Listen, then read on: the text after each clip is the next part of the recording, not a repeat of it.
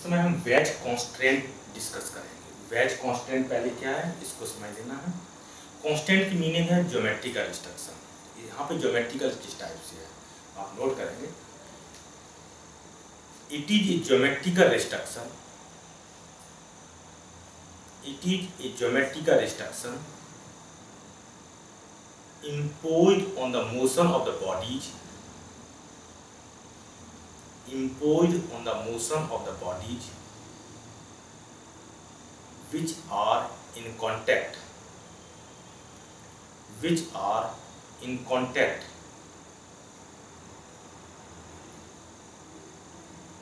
Next time देखें। अब इसकी प्रॉपर्टी नोट करिए कि वेज कांस्टेंट की प्रॉपर्टी क्या है। If the surfaces of the two bodies, if the surfaces of the two bodies are in contact and remains in contact in the process of motion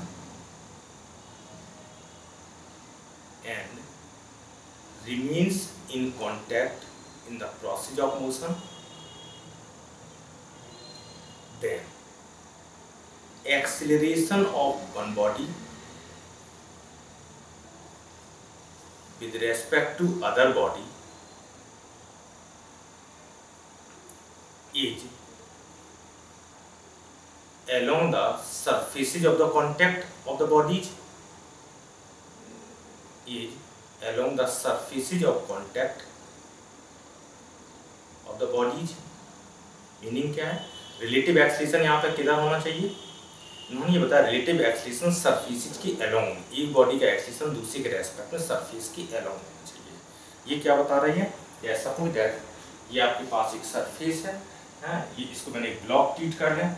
अब ये देखिए यहाँ पर इसका दोनों का कांटेक्ट, ये सरफेस और ये सरफेस आपके पास कांटेक्ट में, इन्होंने क्या बताया यदि surface of body are in contact and remains in contact in the process of motion, तो प्रोसेस ऑफ मोशन में भी कांटेक्ट मेंटेन है। अब इसके पास क्या फ्रीडम है, ये इस साइड में जा सकता है, इस साइड में जा सकता है, इस साइड में, किसी भी डायरेक्शन में आप इसको इस प्लेन के अलोंग, इस सरफेस के अलोंग आप ले जा सकते हैं, कोई प्रॉब्लम नहीं। लेकिन क्या बता रहे हैं, इसके अलोंग इसकी लिफ्टिंग नहीं होनी चाहिए। अब इसका ज्योमेट्रिकल रिस्ट्रक्शन क्या है, हमने वो तो रिजल्ट बता दिया। ज्योमेट्रिकल रिस्ट्रक्शन क्या है इसका? ज्योमेट्रिकल रिस्ट्रक्शन क्या है? इनका जो कॉन्टैक्ट है, मतलब आप देख रहे हैं इस सरफेस के रेस्पेक्ट में जो आपके पास ब्लॉक है, इस ब्लॉक सरफेस है, इसमें आपके पास क्या होना चाहिए, रिलेटिव मोशन नहीं होना चाहिए। ये इसका ज्योमेट्रिकल रिस्ट्रक्शन है, ठीक है। अब इसका जो है ज्योमेट्रिकल रिस्ट्रक्शन नोट करेंगे। ज्योमेट्रिकल रिस्ट्रक्शन के थ्रू हमें इक्वेशन मिलती है, कांस्टेंट इक्वेशन बनाती है। इसका ज्योमेट्रिकल रिस्ट्रक्शन क्या है, इसको हम टू फॉर्म में ज्योमेट्रिकल रिस्ट्रक्शन बताएंगे। Form number 1,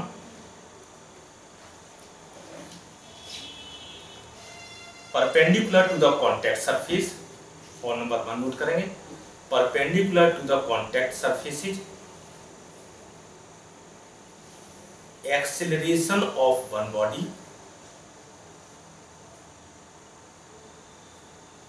acceleration of one body with respect to other body is zero। acceleration of one body with respect to other body is zero। क्या बता रहे हैं, आपके पास ये सरफेस है, इसका सरफेस के साथ कांटेक्ट है, इसकी परपेंडिकुलर डायरेक्शन ये हो गई, तो इस डायरेक्शन में चाहे वो कंपोनेंट जो भी हमारे पास रिजल्टेंट एक्सीलरेशन होगा, रिलेटिव एक्सीलरेशन, उसका कंपोनेंट इस परपेंडिकुलर डायरेक्शन में कितना होना चाहिए, 0 होना चाहिए। यदि कोई एक्सीलरेशन होगा तो इनकी लिफ्टिंग स्टार्ट हो जाएगी, सेपरेशन कांटेक्ट ब्रेक हो जाएगा।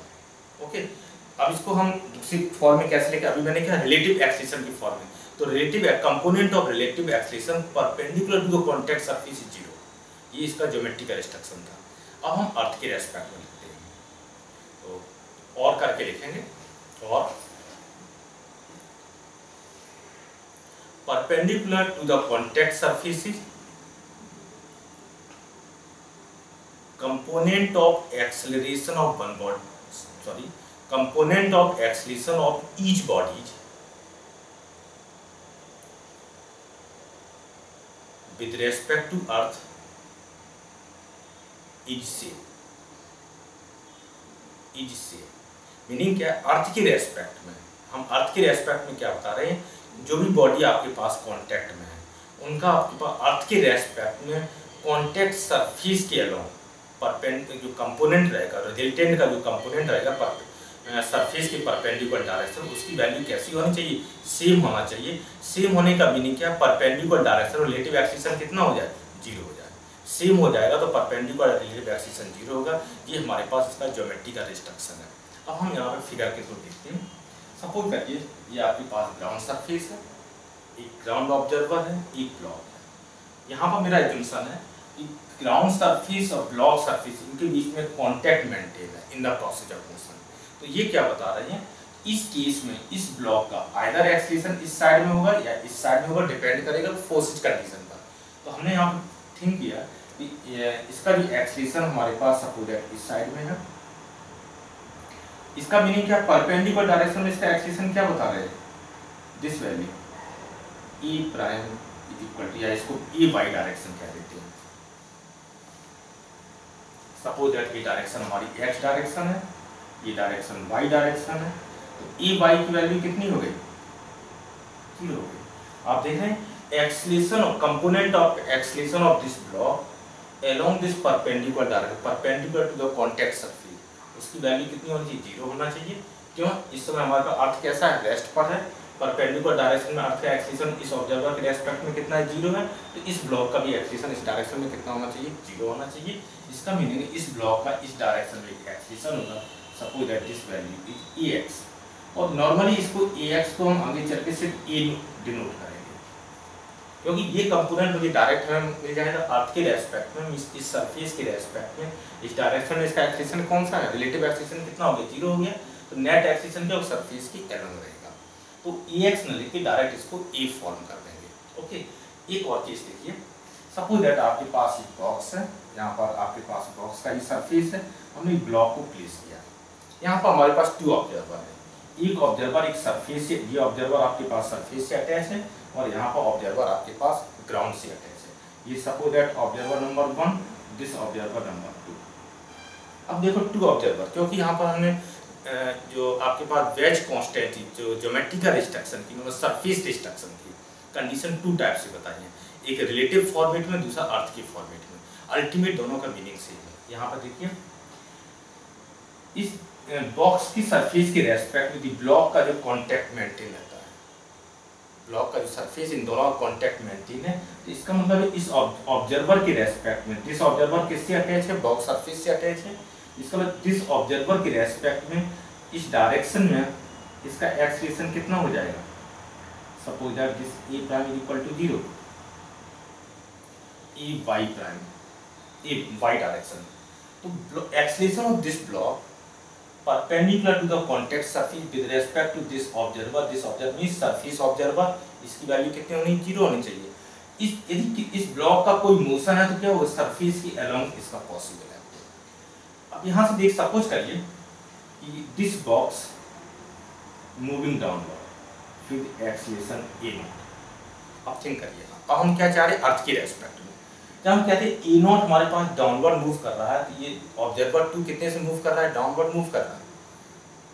अब चेक करते हैं इस बॉक्स का, इस सरफेस का अर्थ के रेस्पेक्ट में एक्सीलरेशन कितना है, a0 डाउनवर्ड है, और ये a0 डाउनवर्ड हमारे पास जो एक्सीलरेशन है वो क्या है, इस कॉन्टैक्ट सरफेस के परपेंडिकुलर कंपोनेंट डायरेक्ट दिख रहा है। दिस वैल्यू इस सरफेस की डायरेक्ट परपेंडिकुलर, टोटल वैल्यू आपके पास परपेंडिकुलर फॉर्मेट में आ रही है। इसका मतलब है इस ब्लॉक का एक्सीलरेशन यदि मुझे अर्थ के रेस्पेक्ट में बताना हो और कांटेक्ट मेंटेन है, क्या होना चाहिए, acceleration of this block means component of acceleration. यदि इसका हम कंपोनेंट में बात करें, इस ब्लॉक का एक्सीलरेशन परपेंडिकुलर डायरेक्शन में कितना होना चाहिए, सेम a0 होना चाहिए, अदरवाइज कॉन्टैक्ट ब्रेक हो जाएगा। कॉन्टैक्ट ब्रेक हो जाना है, या इसको सरफेस को पेनिट्रेट करेगा या कॉन्टैक्ट ब्रेक हो जाएगा। तो यहाँ पे ना तो पेनिट्रेशन हो रहा है, इनके सरफेस कोई ब्लॉक पेनिट्रेट भी नहीं कर रहा, ना ही कॉन्टैक्ट ब्रेक हो रहा है। तो परपेंडिकुलर डायरेक्शन में जितना ही हमारे पास इस सरफेस में इस बॉक्स का एक्सीलरेशन रहेगा, उतना ही आपके पास इस ब्लॉक का रहेगा कि इस डायरेक्शन में। हाँ, ब्लॉक स्लाइड होगा तो इसका सेकंड कंपोनेंट इस डायरेक्शन में हो सकता है। तो यहाँ पे कंपोनेंट की बात कर रहे हैं, रिजल्टेंट की बात नहीं है। तो कंपोनेंट हमारे पास क्या होगा, परपेंडिकुलर डायरेक्शन में अर्थ के रेस्पेक्ट में जो भी बॉडी कॉन्टैक्ट में उनकी वैल्यू कैसी रहेगी, सेम वैल्यू रहेगी। ओके, यहाँ तक एकदम क्लियर हो गया स्टेप।